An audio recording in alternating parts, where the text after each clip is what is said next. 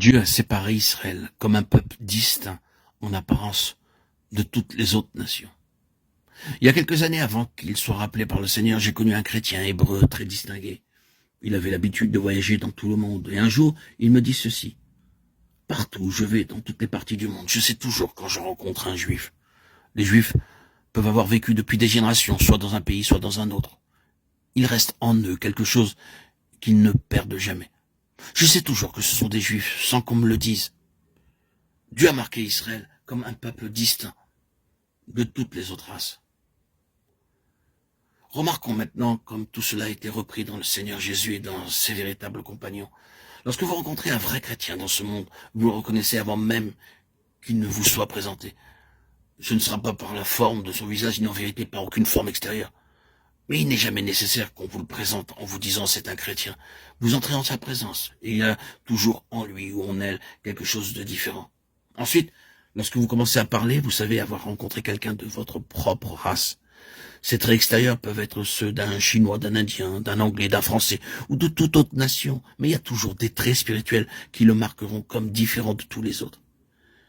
Il reconnaissait que Pierre et Jean avaient été avec Jésus. Acte 4, 13. C'est une vérité. Mais il nous faut garder très saintement cette vérité. Il y a beaucoup de personnes qui portent le nom de Christ et qui ne peuvent être distinguées du monde. Cependant, notre point est celui-ci.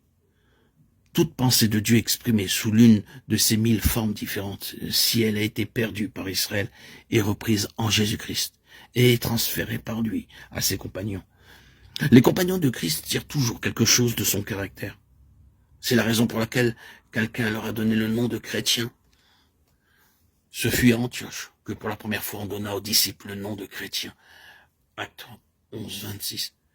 Il y a une vérité très grande dans ce dont nous parlons dans ces chapitres. Israël avait été appelé à être l'instrument de Dieu pour apporter sa lumière dans ce monde. Il avait levé ce peuple pour être une lumière pour toutes les nations. Toutes les nations devaient arriver à connaître Dieu par Israël, à voir ce qu'il est et à entrer dans sa connaissance. Israël était établi au sein des nations pour être la lumière du monde. Dieu désirait se refléter sur cette terre par Israël. Dieu voulait se refléter sur cette terre par Israël. Et il voulait que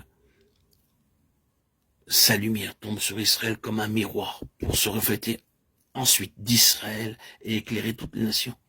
Il y a eu des moments où cela se réalisa dans une certaine mesure. Mais quelle tragédie est devenue Israël à cet égard. Le moment arriva où Dieu fut voilé par Israël au lieu d'être révélé. Israël devint une terrible contradiction de Dieu.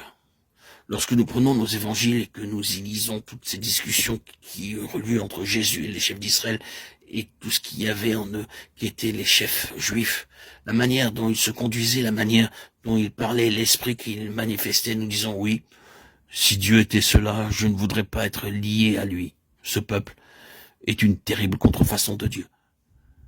Et c'est la raison pour laquelle Dieu mit Israël de côté. Mais à cet égard, il n'a pas abandonné sa pensée.